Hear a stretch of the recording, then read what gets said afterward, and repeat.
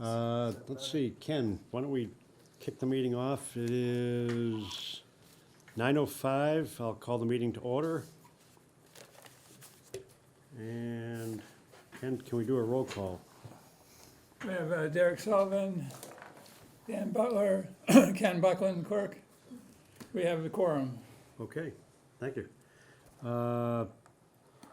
Let's jump right into resident comments. I see we have a resident in the audience. Linda, how are you? I'm doing well. Pleasure to see you. Do you have anything for the Redevelopment Authority today? Just No? here to Okay. observe as usual. Okay, thank you for coming. Appreciate it. And authority business. The first item on our agenda today is discussion and possible vote on MIPA scope and review of Wareham Village Urban Renewal Plan. Mr. Jamie Fay of Fort Point Associates is with us today. And Ken, I'll let you introduce Mr. Fay and introduce the topic. Sure. Under the current state law, because we have an EJ, an environmental justice community neighborhood adjacent to the urban renewal area, we have to go through MIPA review, which is an ENF, an environmental notification form, and an environmental impact report, the two-step process of MIPA certification. I put out an RFP for services related to the MIPA review and certification. And the only submittal we got was from Fort Point Associates. So I thought it would be appropriate to have a discussion with Mr. Fay regarding the scope and the fee, because we have a fairly expensive proposition in front of us. Okay, thank you, Ken. Mr. Fay, thank you very much for joining us today. We appreciate you taking the time, and thank you for responding to the RFP. Do you want to lead the discussion, Ken, in terms of what we're looking at as what's required and what it could cost? And I think we just had somebody else come on. Yeah, we did. Oh, that's Katie Moore, who's also with Fort Point Associates, asked her to join us this morning. That's all right. That's perfectly fine. Welcome, Katie. Oh, thank you. All right, well, I guess the discussion with you, Jamie and Katie, is regarding the scope which you have, which is the extended ENF and the secondary EIR, and what that entails, and is there any way we can reduce the cost of that and still make it through the EIR, ENF process with MIPA? And what implications it has to us in terms of implementation as well, too, as we come out the other side, of what mitigation there might be for the environmental justice community that MIPA looks for. Typically, maybe you have some experience in that, can tell us what they may look for here as well, too. So with that, I'll turn it over to you. Sure, thank you. So maybe, I know this is a shocker to you, and I've been in this business a long time, and it's a shocker to me too. But let me start by just kind of explaining how MIPA works, and maybe that will help you to understand kind of what we're being asked to do here. So MIPA is the state's kind of environmental review umbrella agency, and their charge is to make sure that state agencies have fully evaluated the impacts of projects and account for sort of state environmental policy, and to the extent that it's required that MIPA would identify mitigation measures to protect the environment, which should then be incorporated into state agency decision making. So that's kind of the big overview of MIPA. The way that you find your way into MIPA is if you need to have two things. You need to have a state agency action, and that includes a state agency issuing a permit or approval, or state agency funding or state agency land transfer. So any of those things constitutes a state agency action. In your case, you have an approval from Housing Community Development. Possibly you'll get some state funding along the way somewhere. Probably not be involved in any state agency land transfer, but that's a possibility at some point too. So that's the first part of getting into MEPA. You need a state agency action. The second part is you have to exceed a threshold which MEPA has established of projects which are likely to have some kind of environmental impact. So there are situations in which you don't exceed any of those thresholds and you're not required to file with MEPA, and you just go to the state agency and get the approval. In your case, approval of a new or amended or renewal plan is one of the thresholds that MEPA has established for projects that should file an environmental notification form, which is kind of the entry-level review at MEPA. So we've done a number of these in other communities. More typically, they're amendments than new plans, but communities like yourself are still doing new plans and giving themselves a bunch of tools to accomplish, community goals through redevelopment. So in the past, all that was really required was to do an environmental notification form, which is really an assessment of what's likely to happen if your plan is implemented. And because it's not a project per se, right? It's not like a developer saying, I want to build a hotel and 45 units of housing, and 10,000 square feet of retail. It's not a development proposal, it's a plan. So the standard for MEPA is a little bit less typically. It has in the past, has been. What has changed in the last few years is two things. One, that MEPA has, at the direction of the legislature, I will say, this is a legislative requirement. MEPA now requires the next level of environmental review, environmental impact report, where a project comes before MEPA with an environmental notification form and is within 1 mile of an environmental justice community. It's somewhat shocking, I think, for some people to see how many locations there are, how many neighborhoods, how many communities there are in Massachusetts that meet that environmental justice standard or threshold. Pretty much all the work we do, because we work on projects that are in developed areas for the most part, right? So pretty much a vast majority of developed areas are environmental justice communities, and that is triggered by a variety of standards. One is racial minority percentage of the population.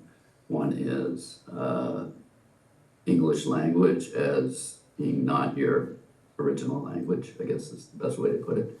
And one is income.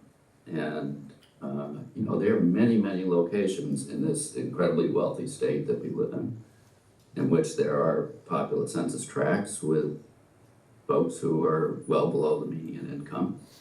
And it's not uncommon to see environmental justice census tracts in lots of places throughout the Commonwealth. So I think that's kind of, you have both a low income and a minority percentage, two different environmental justice districts that one you abut, one you're partially within. So that gets you into BEEP and imposes a requirement of an environmental impact report. The second thing that's different about MEPA now is there is a very strong focus on coastal resiliency. I'm sure you've read all about that, and there are new regulations coming out that are going to affect how development happens in the floodplain and in coastal areas. It's a big priority of this governor and the Secretary of Energy and Environmental Affairs, and they're directing through the state policy, all state agencies to take actions consistent with that. So what does that mean for you? It means that as opposed to 4 or 5 years ago, you would have come in with environmental notification form and filled out the form and checked the boxes and describe what you want to do and go through a MEPA review, comment period, and given a pat on the back and say, yeah, you're good to go. And you'd be on your way. But that's not the world we're in today. So as I understand it, where you are with your plan, you have a plan. It's been approved by the state, but the state approval is got a condition subsequent, right? That it be reviewed and approved under MEPA. So while you have a plan, you can't, my understanding is you can't actually take any action as a redevelopment authority under that plan until you complete the MEPA review. And so that's kind of the situation you're in. You're not obligated to do MEPA review, but if you want to exercise any of your redevelopment authority powers, you are obligated to do that. And so what we submitted was a proposal, again, without a great deal of knowledge about your particulars, but our best guess of what it would take to get you through the MEPA process. And I completely understand that number can be shocking, but the number of issues that we're required to look at in detail in an environmental impact report is really driving that number. And so I think the things that, you have a state highway that runs through your urban renewal area. It's not, most of it I think is under local control, but you've got some issues that MassDOT might be interested in. You've got a rail line, right, going through your urban renewal area that the MBTA would be very interested in.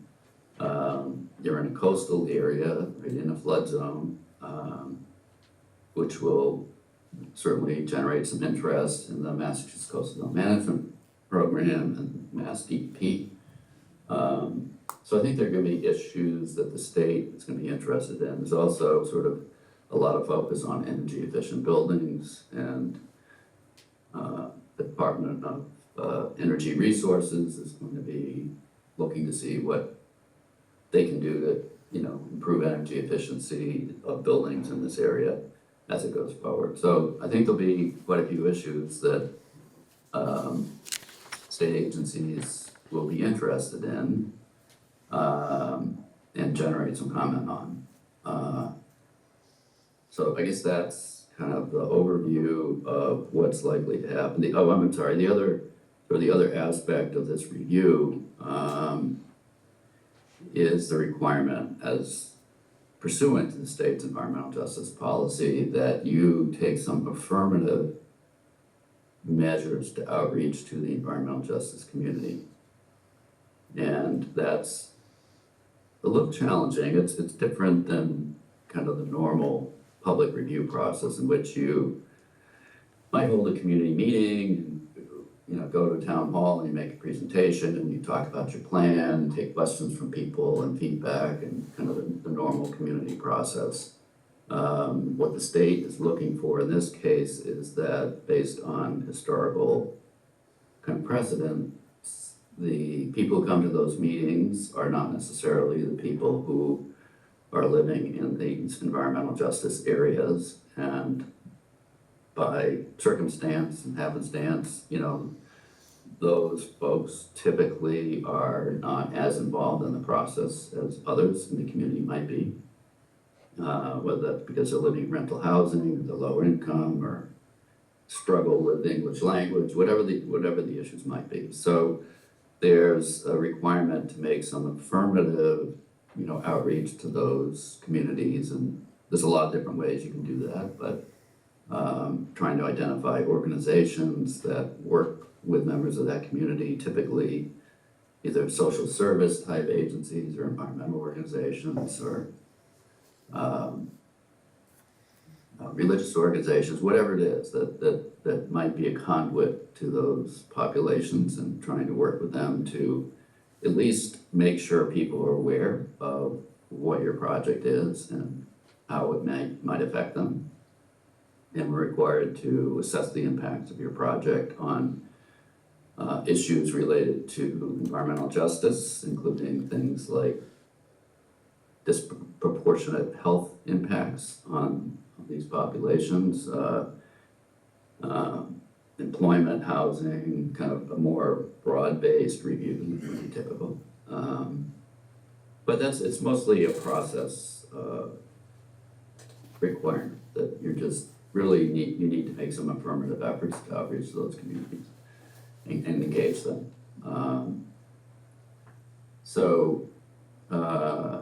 I think the last part of your question was, what does that mean to you? What could NEPA impose as requirements?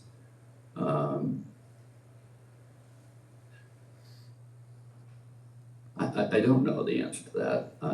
All I can tell you is I think the things that are most likely to generate interest at the state level is resiliency planning, coastal resiliency planning. And I don't recall whether you've done much of that for this area or not, but I think the state would be, you may get comments that say, I mean, this is great, having a renewal plan for this area and to try to generate new economic development, improve the quality of life for everybody who lives in this area, create this town center that's more vibrant and provide public access and all that. But then are we facilitating development in an area that's going to be subject to storm damage in the future? And what can we do to make sure that that doesn't happen? Whether that's by creating elevated berms to prevent flooding, or is it to elevate buildings so they're out of the floodplain, or some district level solution. So I'm not sure I can't tell you exactly what would come out of that process, but because you're a plan and not a project, it's hard to say that there's any particular requirement that NEPA could impose on you that would drastically affect your plan. I mean, I think more than likely, they would say, make sure that your buildings are sufficiently elevated above the floodplain, or make sure your parks are designed with living shorelines and elevated in a way that would help prevent flooding, or something along those lines. I mean, that's kind of my guess. But we're a long way from being at that point, and it depends a lot on what kind of comments they get from the public and from state agencies. So, Mr. Chairman, just to Yes, sir. Derek Sullivan, Town Administrator, my question to this is, if we do this MEPA review, we go forward and we get a project going, that project does not need to go under MEPA review, or it will need to go under MEPA review? So if it's been described in your filing as a project in your renewal plan, it should not require additional NEPA review. You're kind of done. It's been reviewed by NEPA, essentially. So if I understand that correctly, if we were to get a MEPA review of our plan, and then a year from now, a developer comes along with a project in Wareham Village, they'd have to get another MEPA review? Or we would have to get another MEPA review for the project? Well, if a developer comes forward with a plan that is consistent with what you've said you want to see happen in your urban renewal plan, it should not require additional MEPA review. And in any case, there's no, typically there would be no state agency action required for that project as well, right? So you've taken care of that already by your MEPA filing. And Mr. Fay, then another way of looking at it is we could still have a plan absent a MEPA review and then wait and see. If a developer comes along in the next year or two, looks at our plan and decides they would like to propose a project, and then we do the MEPA review, or the developer would do the MEPA review. Is that another way of looking at it? Well, what what would your urban renewal authority be doing? Are you going to acquire land? Are you gonna? That's a possibility, yeah. We're taking this so that we can have the full powers of an urban renewal authority, including the taking of property. Yeah, so right now you can't exercise those authorities. That's the problem that I see.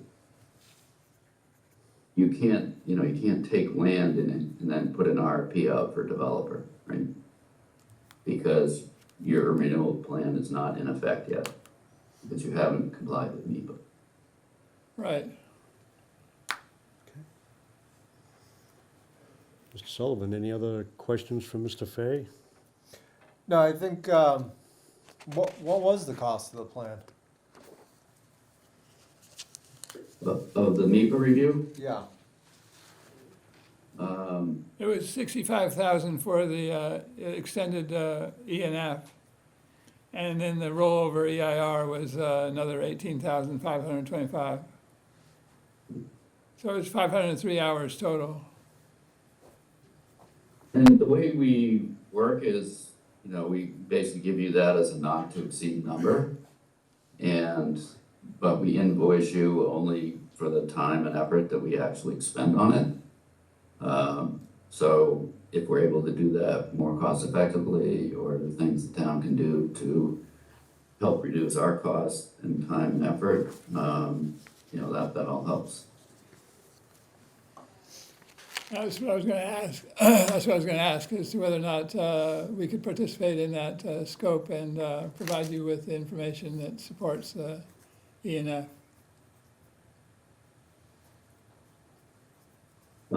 Sorry, I didn't completely hear your question. It was just that you would allow us to participate in the process and assist you in.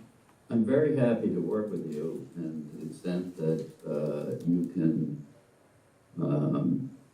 obviously we work very, very closely with you, and you're the proponent, and you've got to be participating in this process and going to the meetings, to pre-filing meetings with NEPA, outreach meetings with the community, to the extent that, you're able to do that and saving us some time and effort in terms of coordinating meeting rooms or, say combining public meetings with other public meetings you're already having or whatever it is, that all helps. And, to the extent that you have already reached out to state agencies, a lot of what this requires is coordination ahead of time, so that when you get in this public process, you're not surprised by reaction. So we would typically certainly have pre-meetings with the MEPA office before we even launch onto this project. We would try to identify and maybe outreach to MassDOT, district office, to see if they have any issues in this area that we should be aware of.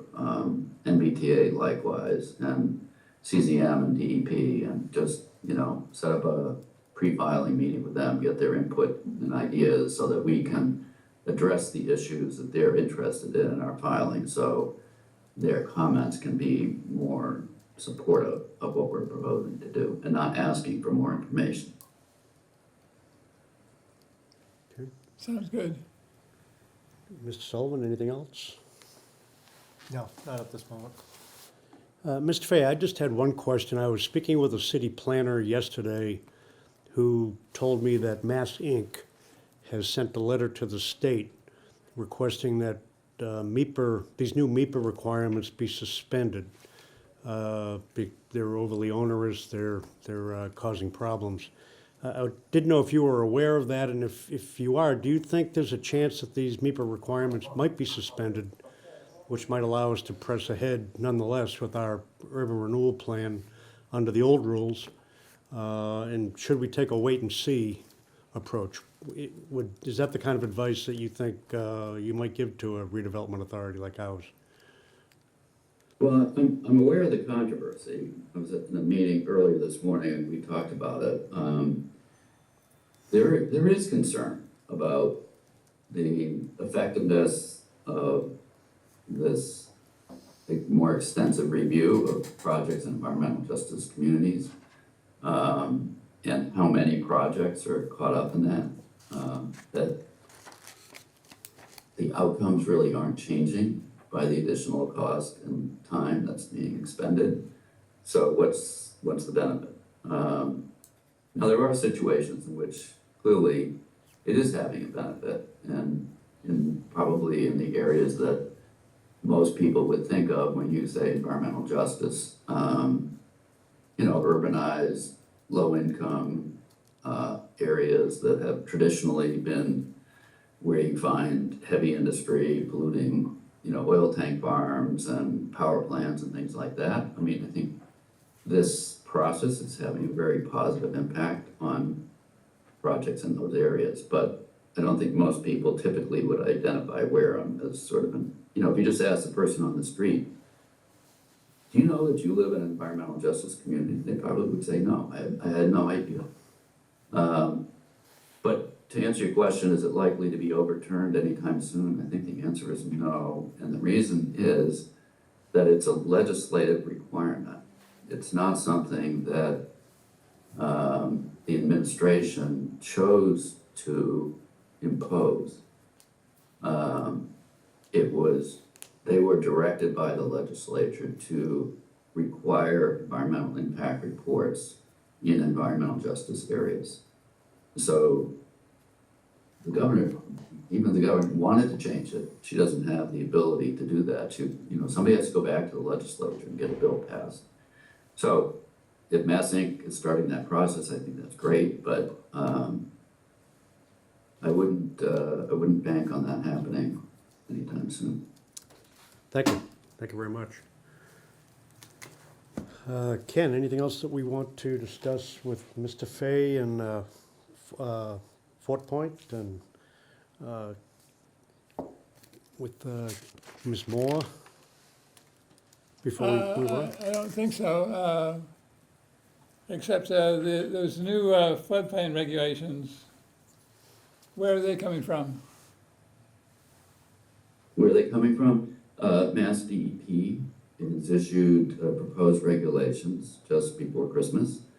And so that affects essentially all land subject to coastal storm flowage, which is what we commonly refer to as the floodplain, coastal floodplain. And those will be finalized sometime this year. All right, so it affects conservation commissions mostly? Yes, yeah, absolutely. Thank you. No, this has been very helpful. Thank you very much, Jamie. Okay. You're welcome. Thank you, Mr. Fay, Ms. Happy to Moore. answer. Thank you for joining us. Yeah, happy to do that and happy to answer any more questions. If anything comes up, please feel free to reach out. All right, will do. Thank you. sir. Thank you, Ken. Bye-bye. And next item on our agenda, discussion and possible vote, taking steps for adoption of the Wareham Village Urban Renewal Plan. Ken, you wanted to lead this one? Yeah.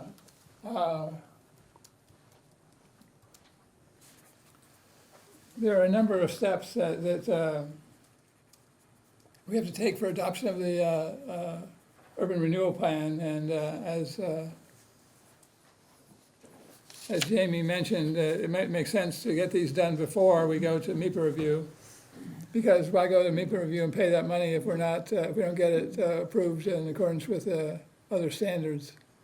Yeah, that makes sense. Yeah, my thought process was it was usually putting the cart before the horse like this. It's usually the developer that pays for these reviews, and it's interesting. It's typical. I find it typical that they make it more expensive for this. We're an environmental justice area for a low income, so they make it more expensive for a low income area. Right. It's To see new development. Yeah, it's counterintuitive, but Yeah, it's kind of typical the way it works. You make a sometimes. great point there, Derek. We could have a plan, and then if a project comes forward, the $84,000 that we would have spent on the MIPA review, the developer would have to crank that into their expenses right and get it right. done. Yeah, And that's usually they're used to doing that, that's part of doing business. That's some consideration, but we may want to take some property and put it out to RFP for a developer to come in before that. So that would be, that process is the way without it. So what it does, it allows the traditional powers of the urban renewal plan. Authority. Yeah, authority. There is an alternative methodology of getting that done, which is lengthier, correct? Right. Okay, Well, the town could take property, not the Correct. authority. yeah. So, Well, Ken, what are the steps then that we could take, absent the MEPA review, that would further the plan and have it ready in the event that we did want a MEPA review? I'm glad you asked that question. We need a declaration of necessity by the Wareham Redevelopment Authority. That's a standard wording that says, we've considered a slum and blight study, we've looked at what the conditions are there, and we decided that it's necessary that an urban renewal plan be put in place. Next is evidence of a public hearing before the planning board and the select board with video recording and sign-in attendance sheet, newspaper accounts. And then we want approval by the select board of the urban renewal plan and a planning board determination that the urban renewal plan is based on local survey and conforms to the Wareham master plan. We need evidence of the Massachusetts Historical Commission receiving notice of the public hearing. And we need certification by the redevelopment authorities, council, that the proposed plan is in compliance with applicable laws. And then we need to pull together all the supporting documentation, including local letters of support, newspaper articles, whatever, that support the documentation of the urban renewal plan. So those are the 7 steps that we need to accomplish. Okay, and Ken, I caught everything you said except that 5th item, evidence of, what do we have to provide evidence of? Public hearing notice to the Mass Historical Commission. Oh, okay. Okay.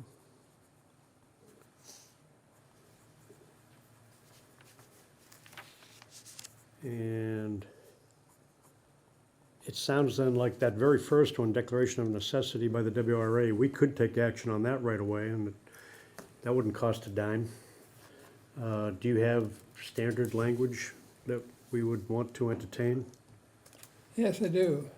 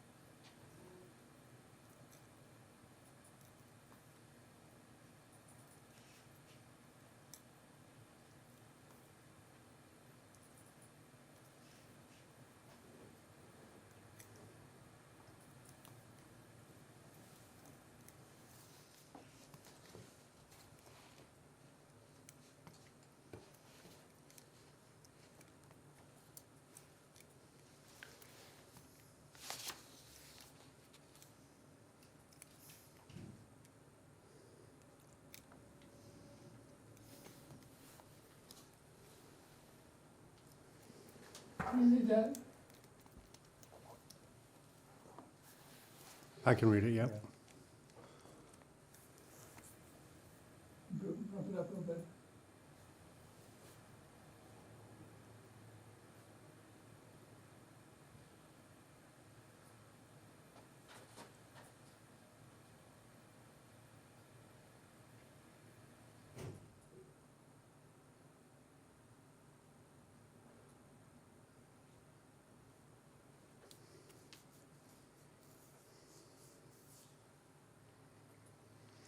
And Ken, this looks like a template that's probably been used before and has passed muster. That's correct. Again, the top is just a little bit out of view. I think you're about 2% off.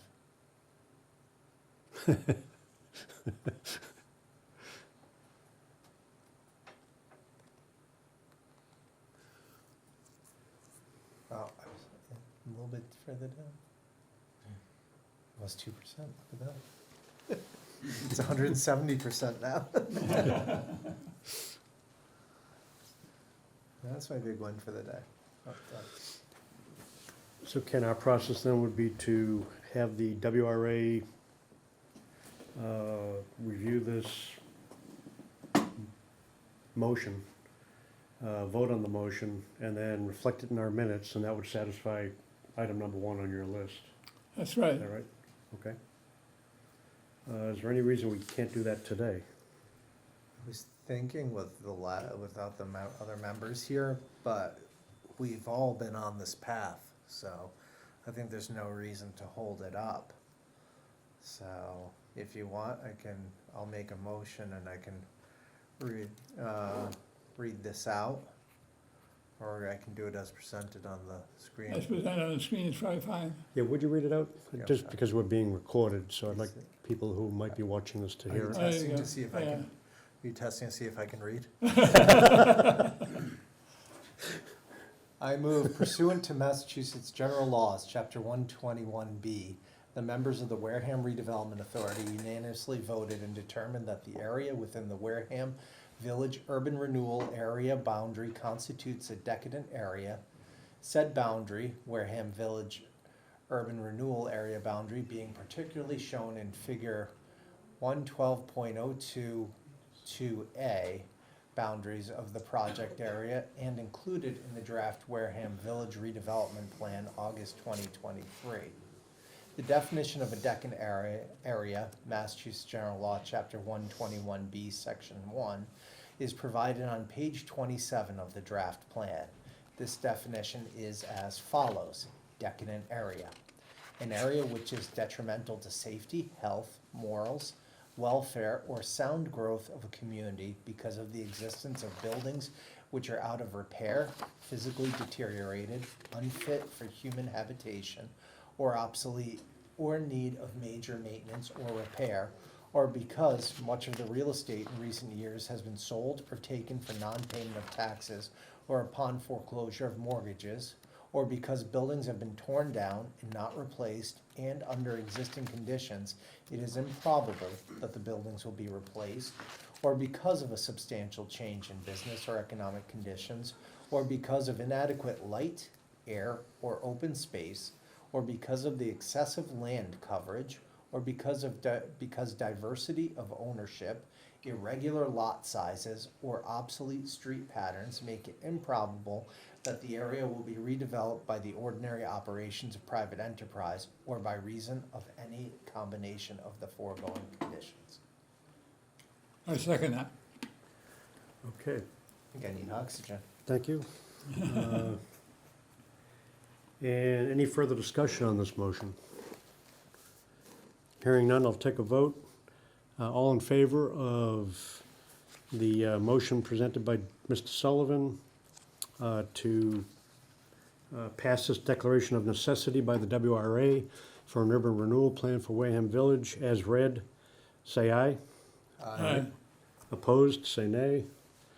And the vote is unanimous. It's good it says that in there then. I'm sorry? It's good it says that in the motion. What's in the motion? It's already in the motion, it's unanimous. Oh, okay. Okay, good. All right, Ken, we've taken care of one thing on your list. These other items, public hearings before the planning board and the select board. I know the planning board is fairly familiar with the draft plan that we had back in March. I don't know if they've seen the August plan, have you?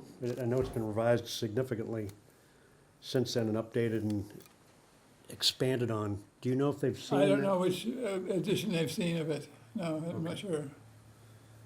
I think a presentation of it to them is a good idea though, so they can Okay, can we schedule that?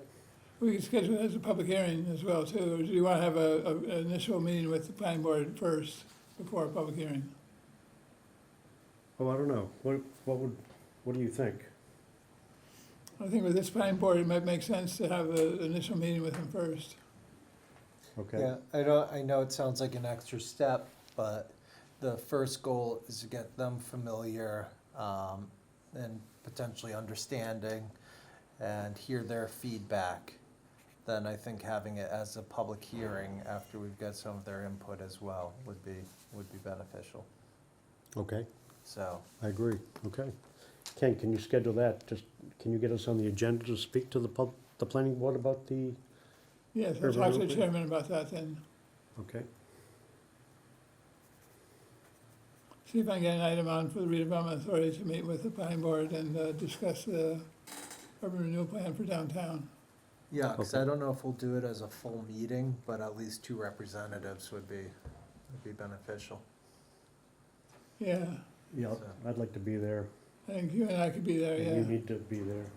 right. I don't want to schedule it and then, we have a quorum issue or something like that. So Right. I'd rather just have it. Ken, do you mind taking that on and see if we can schedule that? Yeah. It'll probably be sometime in February, one of the 2 meetings in February. February, okay. And you see it as a joint meeting? No, not a joint meeting, Not a joint meeting, okay. Just just Oh, 2 people from just a the, WRA presentation. Right. All right, got it? How- And, With the workload, Sure. what you're seeing in February for the planning board, does it make sense at a regular meeting, or do you think there should be a separate special meeting for this? I think it should be a separate special meeting because of what they got as a workload. Okay, see if, But that depends on whether or not they're willing to proceed with a special meeting. right. I know it's more work for them, but it also separates it so it's not, It keeps the planning aspects of the board separate from the permitting. exactly. okay, that makes sense. Ken, do you, so, Mr. Buckland will take that on and Ken just keep us informed Sure. as to whether our presence is required. I'll move on to item 3, discussion of possible vote on an engineering contract to Well, accomplish. do you want to talk about the contact with the select board as well, too? I think I'd rather see how the meeting with the planning board goes. Before we talk about the, Yeah. Would it be premature to try to schedule something with the select board if we haven't had favorable reaction from the planning board? I think it would make sense to go to the planning board first on it and, as part of the process and then to the select board. yeah, I think the select board might be easier than planning board right now, because we have select board members on the redevelopment authority, so they have a better understanding of it than Right. planning board at this point. I think it's imperative that the planning board feels sort of heard and part of the process. Yeah, Yeah, I would think if I was on the select board, I'd want to know what the planning board thought of it Yeah. before I decided anything. So I think we ought to just take it one step at a time. all right, so the planning board's next, yeah. Okay, next item. Discussion of possible vote on an engineering contract to accomplish dumpster enclosure / consolidation along Merchants Way. Ken, I want to thank you and Jared Frederickson again for the good work you've done on this. You've been moving the ball down the field pretty effectively on it. Where are we now on this particular project? We have a proposal from an engineering firm, a local engineering firm.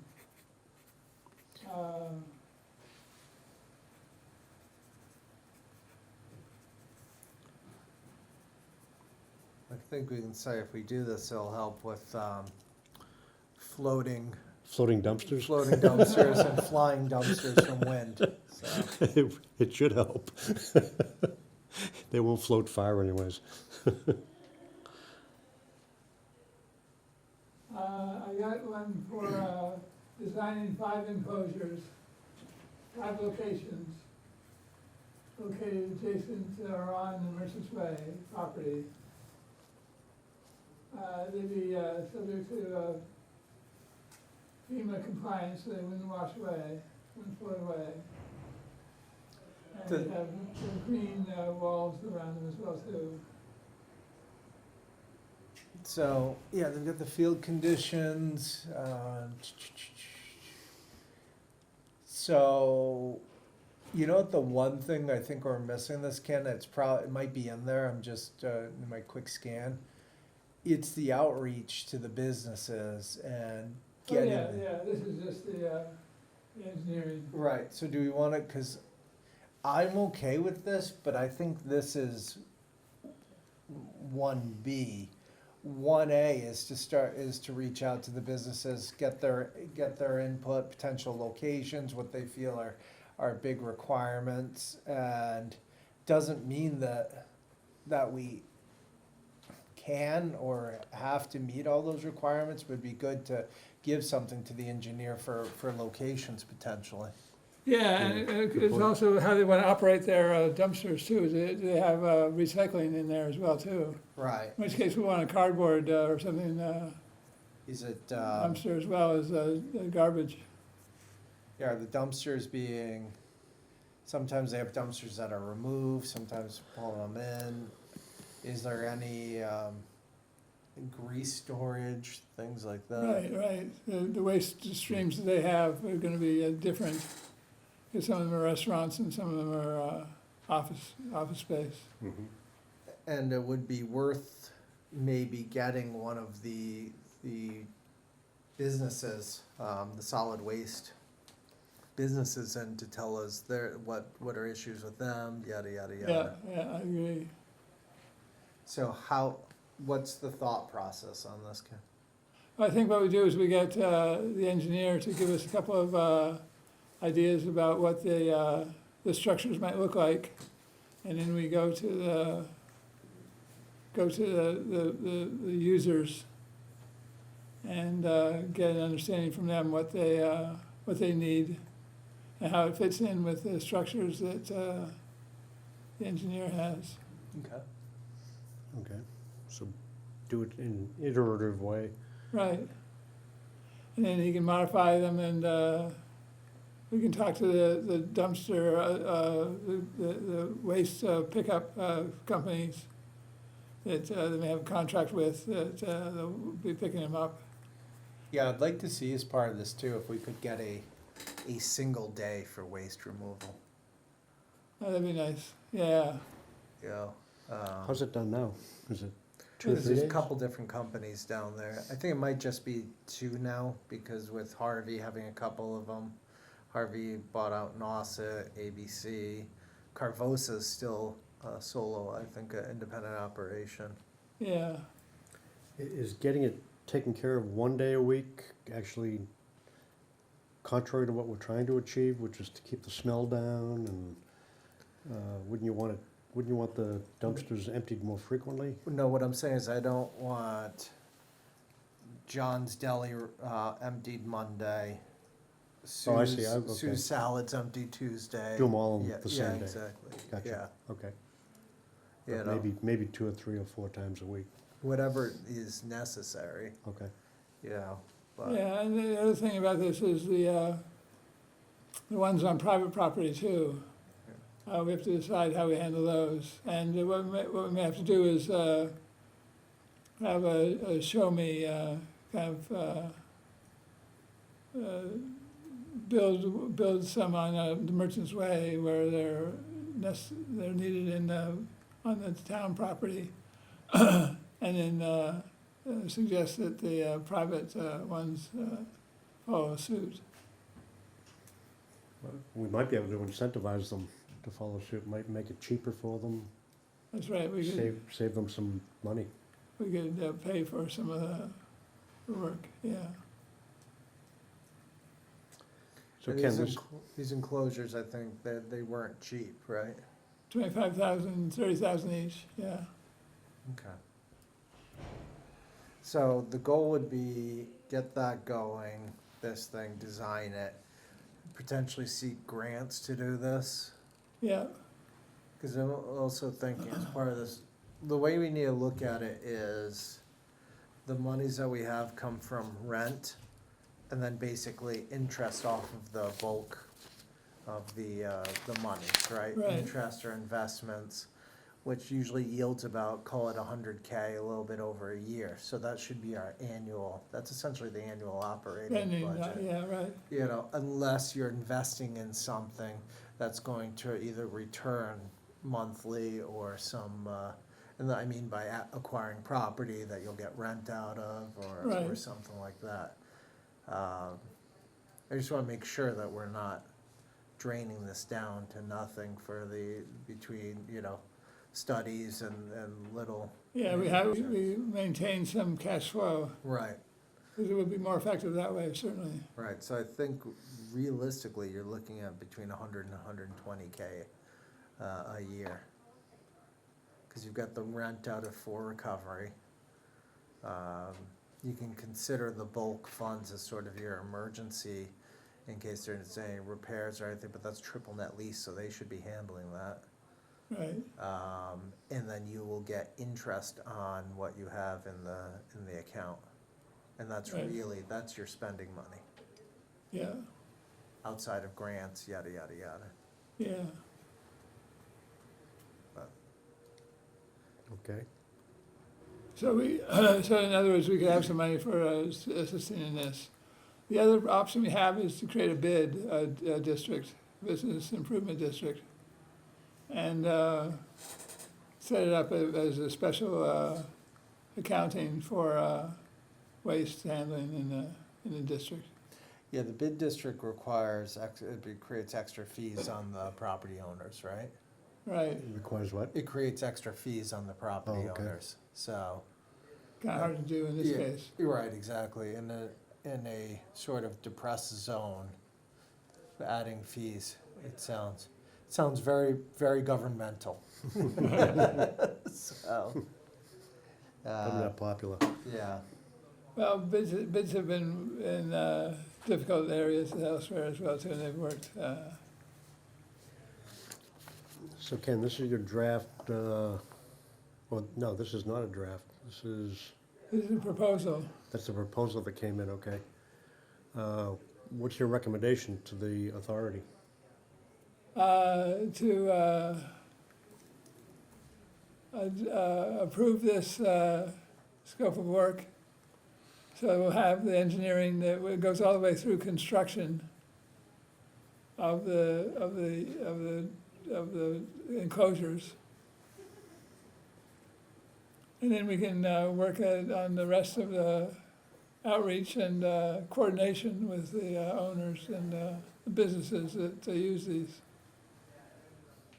so Ken, if they pick 5 locations, then we change those locations, are we gonna have to re-engineer and do all that stuff again?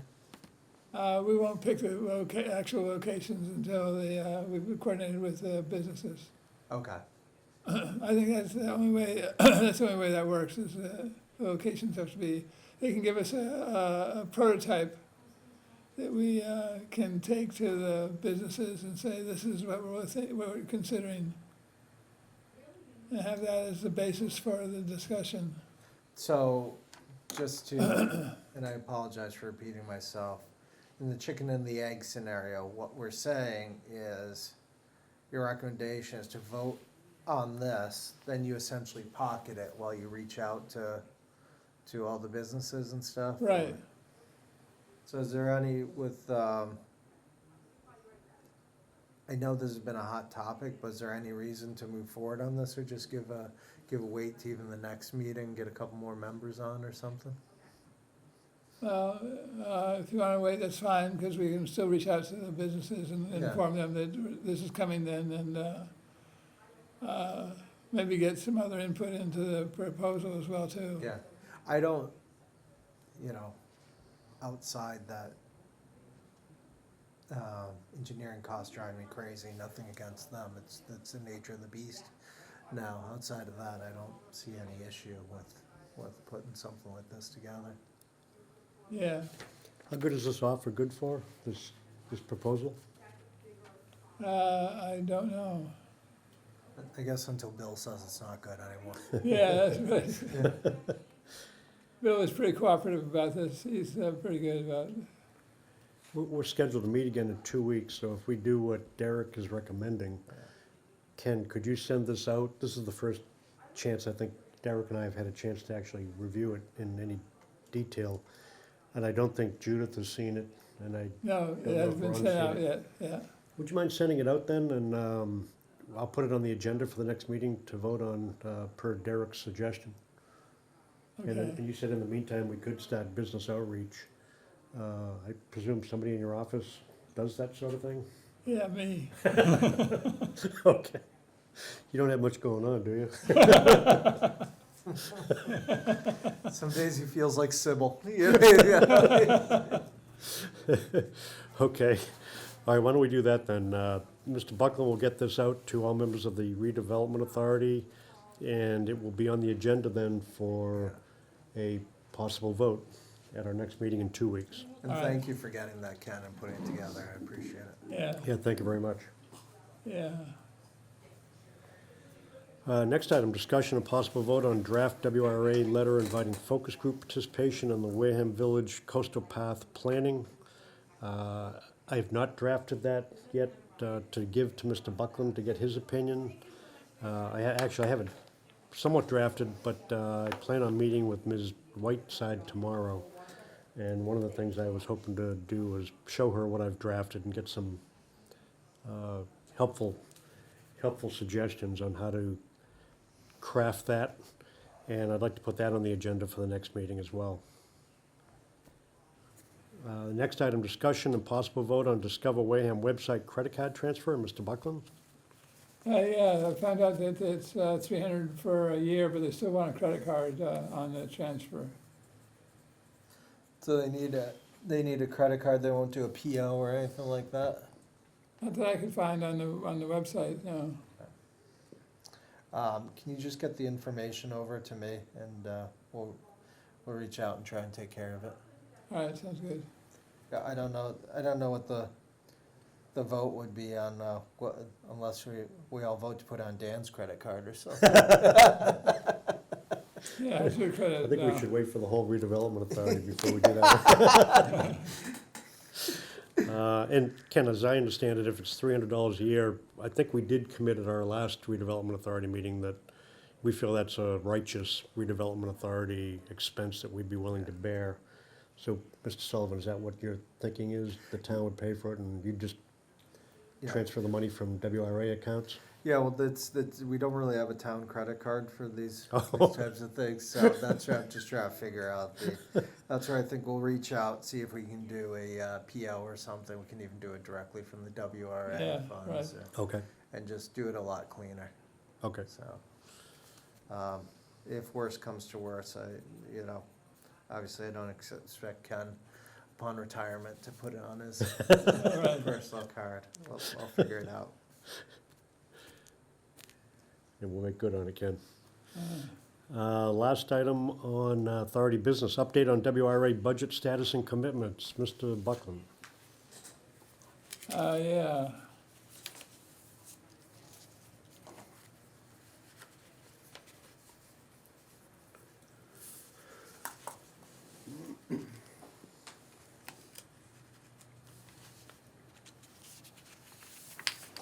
Thank you, Ken. It's something I'd sent around already, just to give you an update on where we are in terms of the balances and commitments we have. It breaks down this worksheet, our sources and uses of funds. And currently, including the grants, and I've included the Seaport Council Coastal Recreation Facility Study, Usability Study grant, and the Tremont Nail Factory dam removal.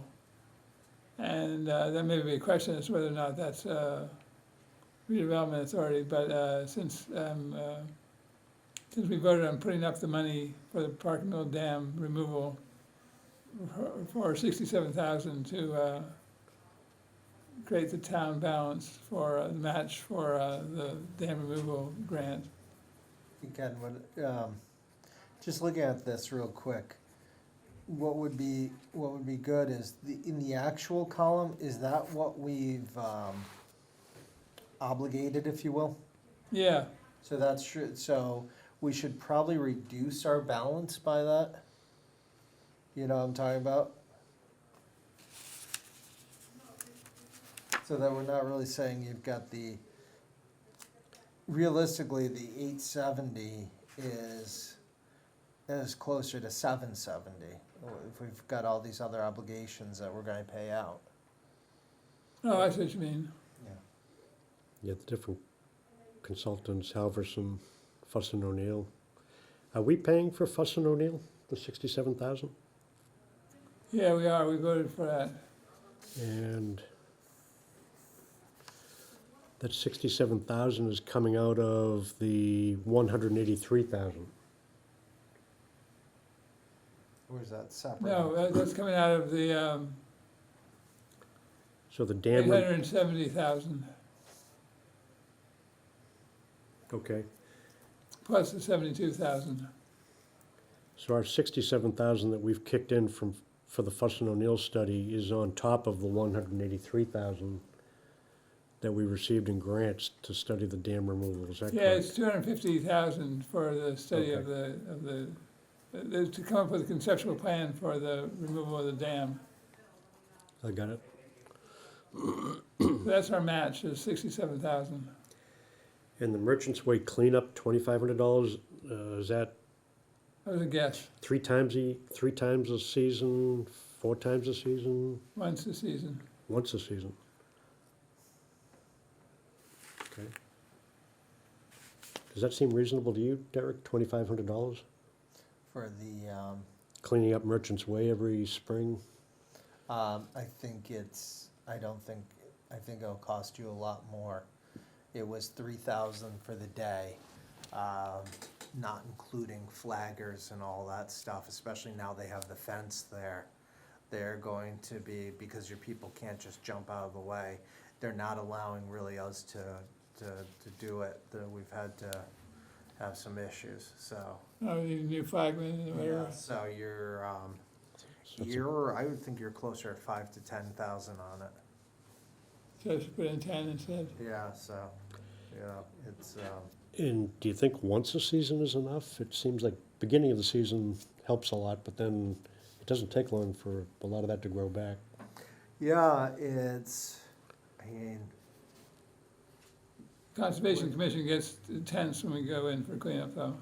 the true. cleanup, the reason why you're allowed to clean that up is for sight lines really, not for beautification, Mhm. so. And if it's for Yeah. sightlines, is it to benefit Mass DOT and For the MBTA? rails for safety, for people being in and around the area. Why don't they pay for it then? They really should, and they do occasionally, just not them. They do enough for their purposes. Okay, Our purposes, just to do an even better job. Yeah, for a better view of the, Okay. ours is sort of more aesthetically pleasing. Okay, But if conservation asks me, it's for safety. okay. So that's probably a low estimate then, Ken, is what I'm hearing? so we'll put it in as 10,000 then. Okay. So I'm The just five- looking at this, we're potentially draining very quickly. If we really did all this right now, right, and it was just on our backs, Mm-hmm. Yeah, we, over half the funds would be gone. yeah, Mm-hmm. So,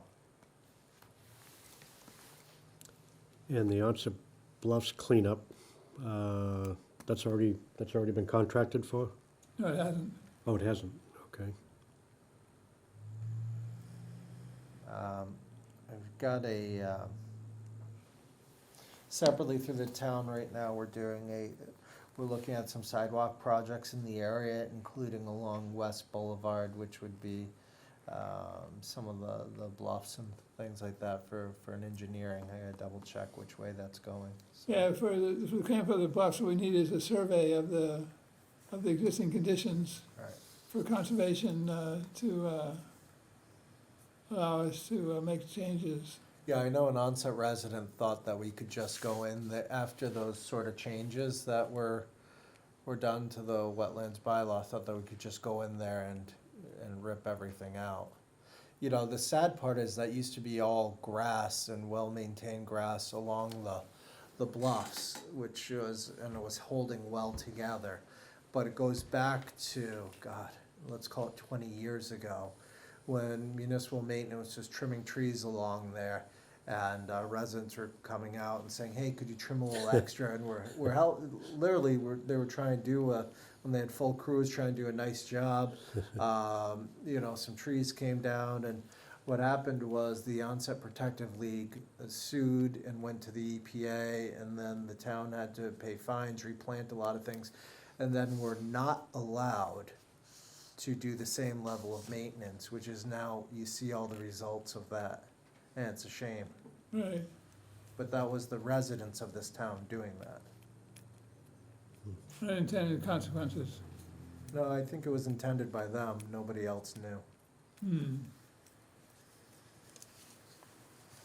Okay. So it's interesting.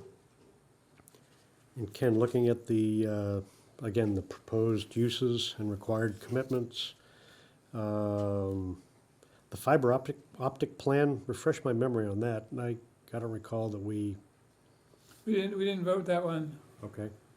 You wanna just That's strike right. it out of there, is that? I don't know if, do we have a fiber optic plan, or is there a plan to? No, we don't. That was, it was whether or not we were gonna consider doing one. Okay. Would everybody be okay with striking that one, or you wanna go down one by one? Yeah, let's do that. Slum and Blight, East Wareham, $85,000 is the estimate for an hour, for a consultant.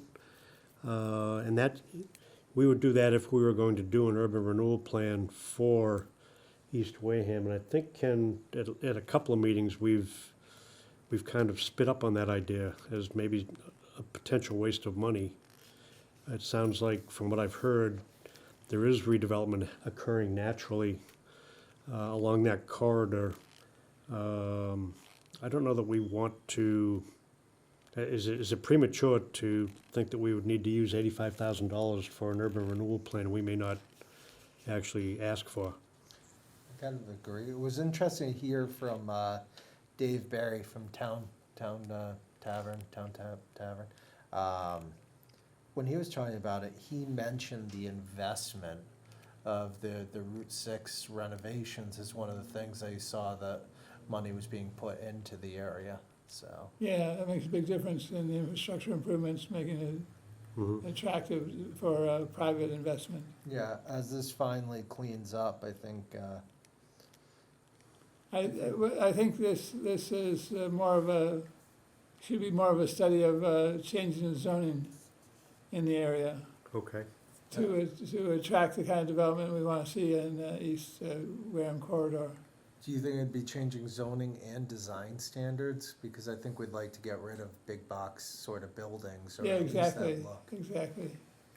That's the what we had submitted as a grant application to the state. Okay. Is that what so the RFP would simply be to do the standard slum and blight survey? No, it would be to do a concept plan, a vision plan for the corridor, and a rezoning proposal. Okay.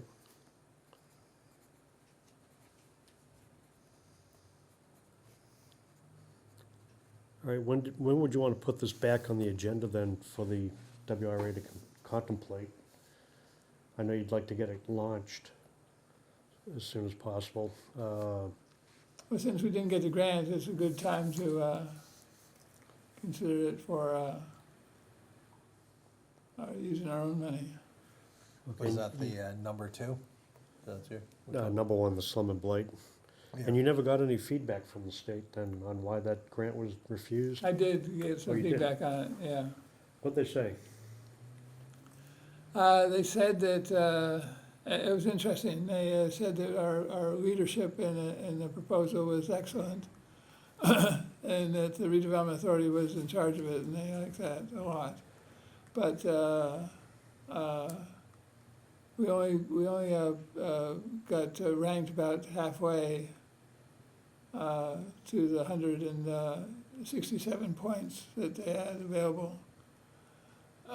Although that put us in an average ranking of other communities, it wasn't enough to take us over the top because we didn't have enough money. Okay.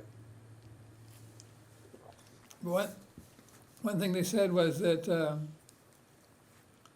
they didn't think that the town was marketing itself, presenting itself strongly enough. Oh, that's interesting. Yeah. Yeah. So That what we had going on here was something more than was getting across in the grant application. And what we needed to do for the reviewers was to get that across. Huh. So talk about the investments that have been in the area, or the highlights of how The good interest of private investment in we have a lot of building going on and good building as well too. Yeah. Okay. It's interesting how developers are figuring out from the location, the amount. When you talk to some of them, there's something like within a 30-minute radius of us, the population is what, like 300,000 people altogether? That's Yeah, because of the highways that we have available to us, we have a huge market area, a lot of money as well too in that market area. I love, because one of the things people talk about is the jobs versus like the town jobs and versus income in town versus other things. But our market for our town, especially for employees, the way I look at it, and our competition is within a 1 hour driving radius, because that's a not crazy commute, although people will go an hour and a half to 2 hours if they're doing Boston. This takes us out into Providence, Woonsocket, up, into, touching Right. into Western Mass, or touching the 146 corridor, going all the way up to like the Newton area. So I mean, Right. when you look at it, people can live in this town and drive elsewhere, but that's also our competition for jobs and other things. It's pretty interesting. Yeah, it is. We got a broad market area. So, but an immediate shortfall when you think about between Taunton, New Bedford, the populations that can be served in this area is pretty impressive. Yeah. And the idea was that we weren't marketing ourselves well enough in the grant application. Okay, that's good feedback. Well, Ken, let's leave that on the proposed uses for the time being. Coastal Path Design Fee number 2, that's well underway. Any questions about that one, Derek? No, we put in 25, and what we're thinking for other grants, Ken? Just remind me on this. We have 150, So that's got so that's the Seaport Council, we've got the 125, then the 25, right? right, so it's 150 total for Albertson, Ty and Bond to produce the concept feasibility of the, Is the 85,000 estimate still legitimate, or are we thinking? no, it's not, it's the 25. We got away with 25 and it's not 85. Okay, but the total cost. Good job. So the total cost, we think there'll be other phases as well that bring it into a Yeah, there'll be other design Okay. work that's gonna be necessary when we get this thing, assuming there's some things that are feasible. Okay. Okay. Number 3, the fiber optic plan. Is that a placeholder there, Ken? Is it something? That was something that you had brought up before a while back, and I sort of put it in, this is just sitting there. Okay. So I think with what MBI is doing, I don't know if we need to be. What do you think? Yeah, MBI is covering a lot of that, there's, Yeah, right now, unless we want to go all in on a serious effort to improve the fiber optic network options for residents in Wareham, I don't know what $25,000 is going to buy us, so I'd probably strike this okay. from our plan, or potential plan. Merchants Way cleanup, we've talked about that. That estimate looks low, Ken, if you could increase that to 10,000. That certainly comports with what we're trying to do in the urban renewal plan for Wareham Village, so I think it's a good expenditure of WRA funds. Because what I'm thinking too with that cleanup, Dan, Yes, sir. we can sort of expand it too. Every now and then you've got like the benches that some of them have been vandalized or broken. Mhm. Repair 'em. Yeah, they can be $1,500 at a whack. So maybe you're hitting one of those every now and again. Yeah, Yeah, that's a good point. So maybe 10,000 is even a little low. Yeah. Do you want to start with 10 and just we can do with and whether see what we can do with it. cleanup's kind of a broad definition. Okay, why don't we do that? Cleanup and beautification. Yeah, Yeah, good point. And we've never voted on that, but could we put that on the next agenda, Ken, then, to actually commit our funds then to Merchants Way cleanup for the spring? sure. Question, do we want to do our budget basically within the same calendar as the town's budget? Because I think that's how we should do it. I think so How does too. that work? I don't know how the town, what's your calendar? We're on July 1 to June 30th. Okay, You were used to the federal fiscal, right? September, Yeah. September 30th, Right. okay? Yeah, so I just think that makes sense to sort of go. I think align. because there may be some other money that comes in from the town and some of these projects as well too. so Right. Matching them up makes sense. Yeah. So what we're talking about right now is a spend, if we do that, we're talking about a spend plan for the rest of this fiscal year for the WRA if we make 1 July our fiscal year. Yeah, that's what I'd like to say, because when I'm thinking like this is maybe at some point, Ken's retiring, but who's ever in that seat, you say, if they go down there and see, oh, we lost another something that's not covered by, yep, I know I've already done the cleanup. It cost us $3,000 this time and, probably another $3,000, so I've got some money let's fix that, so, Mhm. But I don't want it to be, $3,000, $3,000, $3,000, $3,000, $3,000, right. so. Yeah, no, we've talked about doing some legitimate strategic planning and budgeting for the WRA, and I think this is a good start. And this does represent a snapshot, I would say, and a spend plan for the foreseeable future. As we move down this list here, Ken, Parker Mills Dam removal. It looks like we've got the 183 plus the 67, we just talked about that, for about $250,000, and that project is moving ahead. That's right. It'll be, We just we'll be discussed kicking up concept. this spring. Okay, Probably be a public meeting on concepts for dam removal. this spring, okay. And just making a note here. And then number 6, the Onset Bluffs cleanup.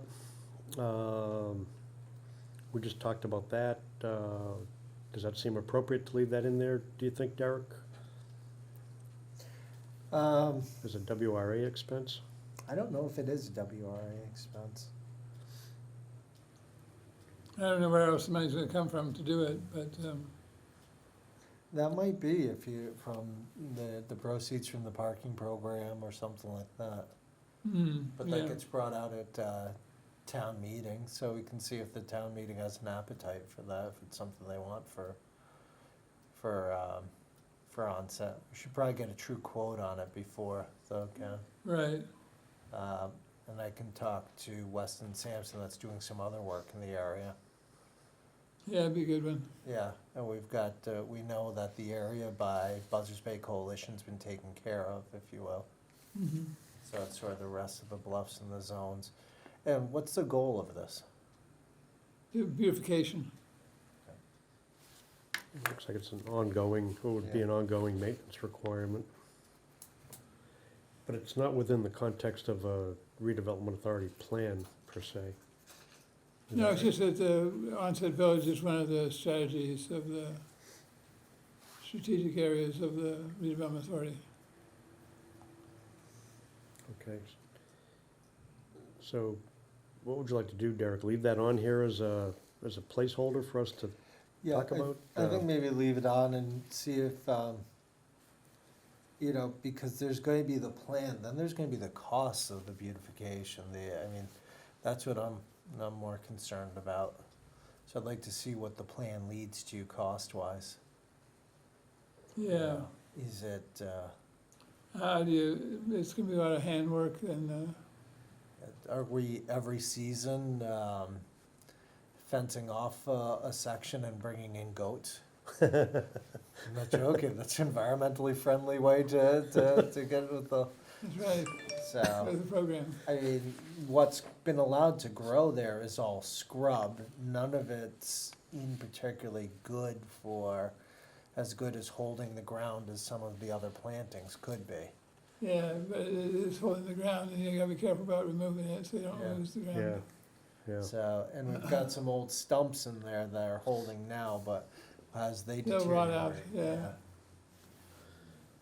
Okay, let's leave it on here for us to know about, but it doesn't sound like it's necessarily a redevelopment authority responsibility. Ken, number 7, Tremont Pond Dam. We've talked about that before. What's your thinking with leaving this on the proposed uses list? Unless it becomes an energy generating facility again, which I think has some implications for a redevelopment authority. I don't think it's something that we can spend money on. Okay, I think that's been the general tenor of our discussions here in the past on this. I'd say strike it. Any objection to that, Derek? No, I agree. Legal fees, that seems, looks like we're in the ballpark of your estimates there, Ken. Incentives and marketing. Looks like you've done a few things with ads and T-shirts, Ken. I think when we've used ads, when we've put an ad in the Wareham Week, for example, they strike me as very effective. So I would like to have a budget item where we plan to take advantage of popular media, like Wareham Week, WCTV, our community television station, et cetera, to market. You just mentioned, Ken, that the state was critical that we don't market as well as we could, the town, and things that we, the redevelopment authority, are doing, we could market effectively in the future. So I like having that on the budget. Derek, I wonder what your thoughts are. I'm okay with the, with that, just trying to figure out, I mean, 25K is a goodly portion, but I also think, I'd like to see us get up and running for maybe some of the, like the Oyster Festival, be a vendor there, maybe some of the local T-shirts, and I don't want to undercut the Oyster Festival, because their T-shirts, I think, is a way that they generate money, but maybe we do a couple things that highlight Wareham. I love that Seeker's taken on the, we've used it for years, and we thought about keeping, not patenting it, but the same thing, the term the Warehamptons, because it's, you know, Because it's great. I love it. You know, it's nice to see some pride being taken, and you know what I mean. Yeah, So, yeah. Okay, but I'd like to see some marketing material, and if it's the T-shirts, and maybe we're doing them as even some giveaways or something like that. yeah, maybe in conjunction with redevelopment authority initiatives or projects like the Wareham Village River Renewal Plan, or events along Merchants Way, the Sip and Stroll, If we do another back-to-school Main Street stroll, maybe the WRA would like to be a part of that, sponsoring some things. Yeah, yeah, good point. If we did help with the Veterans Day Parade, we might be able to help with other Yeah. incidental expenses like we did with that. Okay, let's leave that on there. Insurance, Ken, the only question I had here was, the insurance covers Tremont Nail Factory. What does that mean? means that we didn't cover Tremont Nail Factory last year, but this year we paid for the insurance that covers the facility. Okay.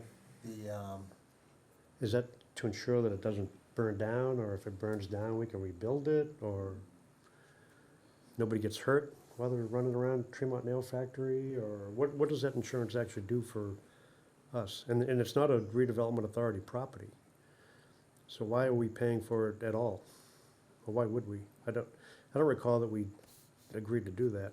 Well, we've been sort of taking over some responsibilities for the Tremont Nail Factory as a redevelopment authority, because there's, even though it's under the Board of Selectmen, it has functions and uses that advance the redevelopment authority's goals,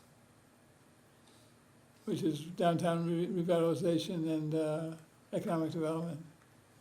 And let me ask you this, if we did not pay out what looks like $7,500 for insurance for Tremont Nail Factory, what would happen? What's the risk of not paying that? Somebody else has to come up with the money for it. It has to be insured? Yeah, I would think, Ken, why don't you just send me that bill that was paid? Let me take a look at it and see what's going on. All right. Patty has it, but anyway. Okay. So did we pay for it? Or are you saying we're going to? We used WRA money for it. We don't? Okay. Okay. Yeah, I think that's something that in the future we ought to deliberate on, since it's not a WRA property per se, although we do have a redevelopment interest in it. So it's not WRA property, but I thought, there's something, what did the, The Board of Selectmen gave us marching orders for, it's not care, control, and custody, but there's, we gotta revisit that vote from the Board of Selectmen or vote from the WRA, just to. yeah, Because that's from a few years ago. It has to be 3 years ago or so, right? right. It's worth looking up. Okay. Miscellaneous, I know where that $250 went. That was to help promote Showcase Wareham. Yep, that's right. And we might want to help promote such an event again in the future for this coming year.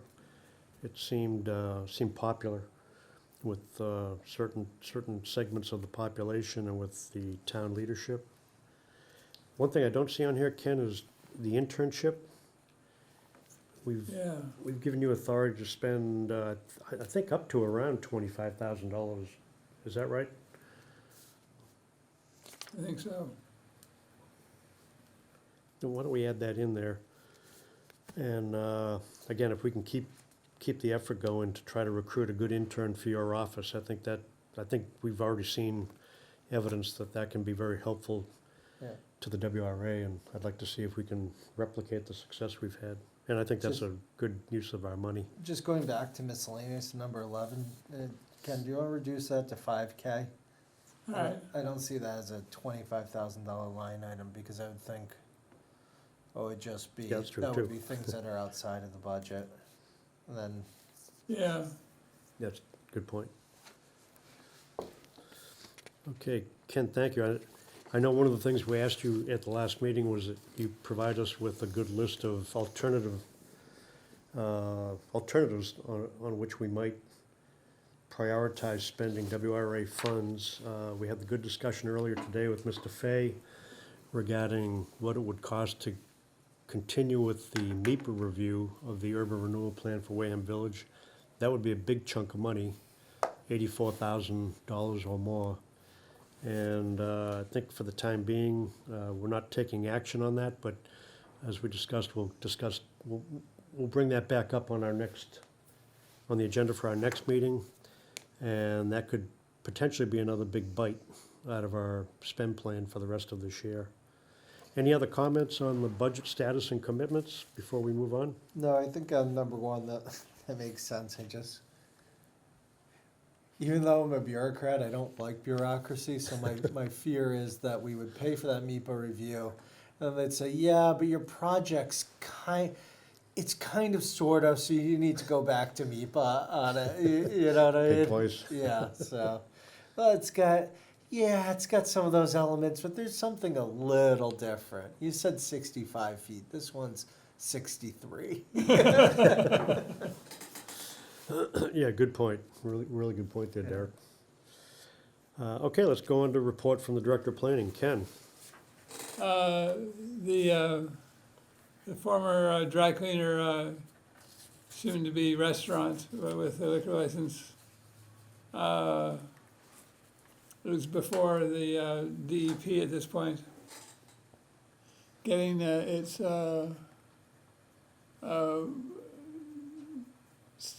criteria for mitigation of the pollution, on-site pollution that came as a result of the solvents from the dry cleaners disposal on the site. And when he gets that price, if it's over 300,000, he probably won't go ahead with the project until he gets other funds. There are state funds available for that purpose. Okay. So maybe we'll Brownfield. need to support a grant application from the state.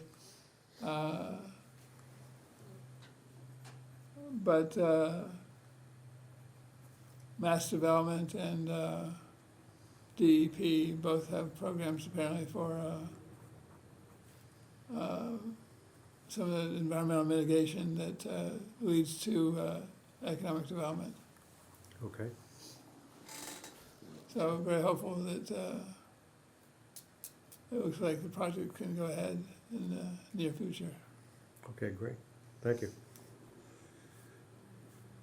One other idea I was thinking when I was driving around the Merchant's Way was that that parking lot back there beside the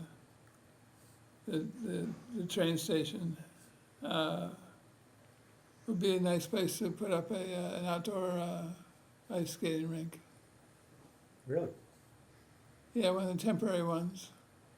Huh. If it got cold enough, Did you somebody, have the fire department there to spray fill it with water and, did somebody come to you with that idea? That's not Yeah. that's a neat idea. no, I just saw that happening in another location and thought about that as well here. Okay. Does the town administrator know about that? No, not yet. Okay. That's a neat idea, though. My insurer is not a big fan of those. Those rank up there with bouncy houses. Okay. What else, Ken? I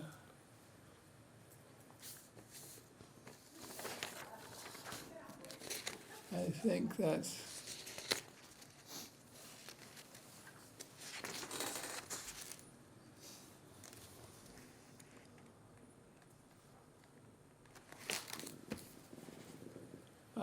There may be other action on 195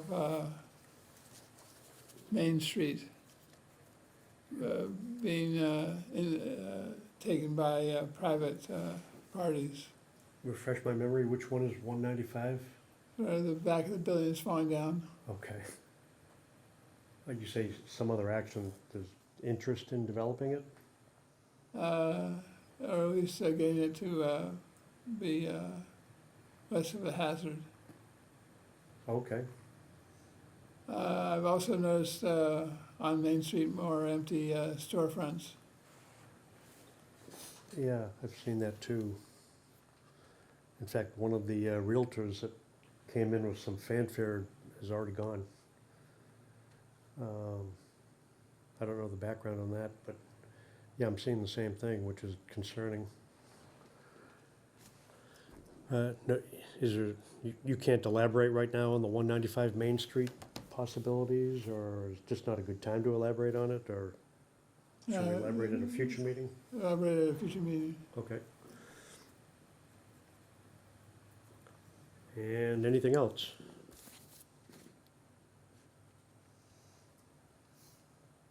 Not at this time. So I just think if we see it continue, I'm sorry. if we see a continued decline in the storefronts, it might be worth going through there now. I mean, it looks like, you know, we've got a couple of restaurants, some that seem to be sort of anchor restaurants in that they've got some stickiness to them, right? Right. You know,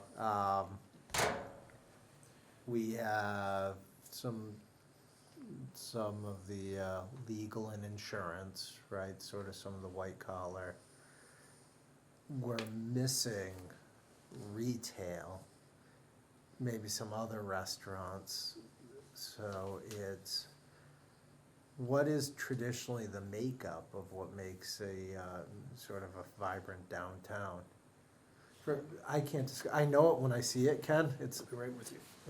it's like other things. You can't, you know it if you see it. Yeah, right. But, you know, for me, it's being able to walk through. You do a couple different shops. It's, you stop in, whether it's for a coffee, hot chocolate, or a martini, depending on the hour. Right, right, and it's an event and experiences that you have along the way. Right. That you don't necessarily go down there for shopping, and the fact is that retail is not a strong element of the downtowns nowadays. It's something that helps a lot in making a vibrant and exciting downtown. But because of the online services and the shopping centers that you get with the big box retail, it's harder to create spaces that work for, harder to find people to fill in the spaces for retail. Right, unless it's an event, like you said. Like it's, Yeah, there's some event that happens and it creates an experience. That's why the hospitality industry is important in the downtown as well too. So I think it might be worth us looking into, we started talking about in the last one, looking into, you know, whether it's farmers markets or some sort of events like that, getting people used to coming downtown. Right. Just something that makes them think about the downtown as a location to go to. Yeah, and I think, when I really think about it, I think you've got the comfort station with a little bit of concrete pads to the right, but then that's really kind of good concrete pads along the way, going towards the train station. Yeah. So, And you had mentioned at the last meeting too, those artist shanties.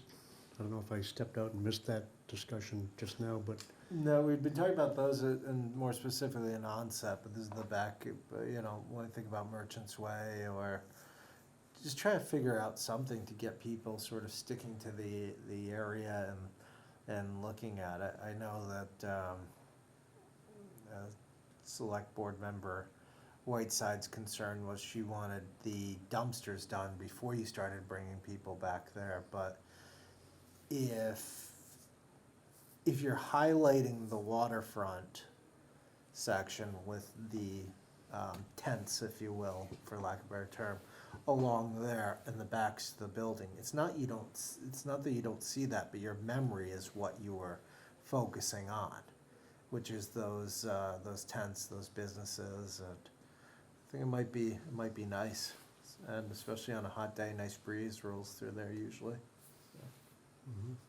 But, those are just some of the ideas. I don't know what else, it's doing these, the parades and other events and the sip and stroll are pretty massive events and undertakings, so Mhm. I think if there's weekly things that are maybe, Lower key, yeah, there's something happening downtown. and what we do is work with the town on it, that there's no fee for the space for these vendors and things like that, make it so that they wanna be there. Maybe even you work with the cultural council, or we do, where you give any of the vendors that go there for the entire season, maybe you give them a $500 stipend or something like that, so that there's some guarantee for some revenue for them or something, Yeah, Not that 500's world changing for anybody, but every little bit helps. Might be enough to prime the pump and Yeah, get you to that critical mass of farmers that you need for a farmer's market, or Right. food trucks, if we want to encourage food trucks to maybe locate back there. I saw an interesting article in Wareham Week about the Glow food truck. The gentleman that started that little tiny food truck and was giving out free meals, a great benefit to the community. And I thought, wow, that's kind of neat. I wonder if there are other food trucks like that might view Merchants Way as a great place to set up. he's set up right at the gas station down at the end of, Right. go down Chapel, take a right, he's there on the left. I've sampled his wares, very tasty. So, Really? Good. yeah. Okay. If there's a food truck, I've probably sampled it. I probably won't be too far behind you Yeah. there. Ken, thank you. We're on to member comments, new initiatives, and Derek, you kind of have started with that, asking about the empty storefronts. Do you have other comments or any other new initiatives for the Redevelopment Authority? No, not this time for it, I don't think. I'm sure if you hit the back of my head a couple times, something would fall out. Okay. Well, thank you, sir, for all the good work you've been doing for the town. Thank you. We appreciate it. Volunteering, that's the key part. I don't have any comments or new initiatives to discuss. Ken, do we have any correspondence? no correspondence.